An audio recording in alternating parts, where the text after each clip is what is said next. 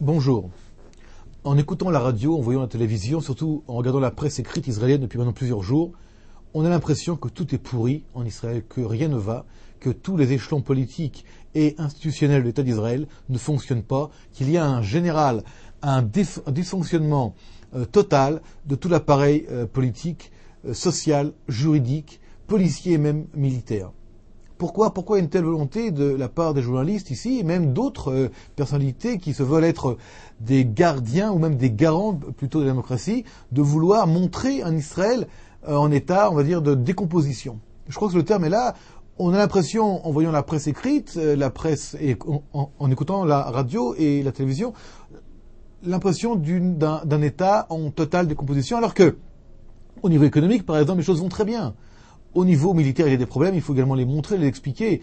Juste hier, un soldat israélien a été blessé de manière assez grave à Naplouse par une mine. L'information ne fait que la 4e, voire la 5e page du quotidien israélien et arrive également assez loin dans les journaux principaux en Israël. Pourquoi Israël aujourd'hui rentre dans ce système de presse à scandale ? Les gens en Israël, dans la rue, lorsqu'on les rencontre, que ce soit au travail ou en famille, sont quelque part divisés. D'un côté, on veut savoir ce qui se passe, bien sûr, on veut savoir ce qui se passe, mais on ne doit pas savoir seulement les choses négatives qui se passent. Et surtout, la manière dont ça se passe donne une certaine impression que tout est pourri, du début jusqu'à la fin, et qu'il n'y a pas d'alternative. Il me semble que le processus est engagé depuis déjà pas mal de temps, mais qu'il est dangereux pour Israël.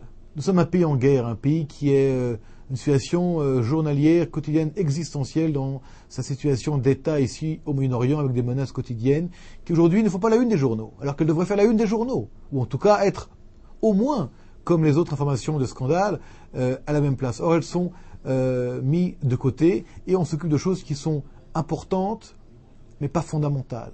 Pas fondamentales parce que c'est vrai qu'il y a des scandales en Israël, mais il y a des scandales partout. Et ces scandales-là, en fait, font qu'Israël est un État particulier. Alors, on a aujourd'hui un article de Thomas Friedman, le grand journaliste, le grand publiciste du New York Times, qui évidemment prend sa plume et écrit un article dur contre le leadership israélien qui, d'après ce qu'on voit et d'après ce qu'on entend et d'après ce qu'on peut lire, évidemment, paraît être un leadership d'un État, d'une république bananière. Israël doit faire attention à son image, d'abord pour lui-même, mais aussi pour ses ennemis, et aussi pour ses amis. L'impression que peut recevoir à l'étranger, c'est qu'un l'État d'Israël n'est plus ce qu'il était.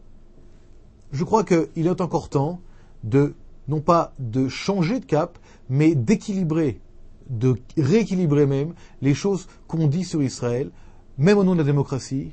Il ne faut pas que la démocratie se sacrifie au nom de la démocratie.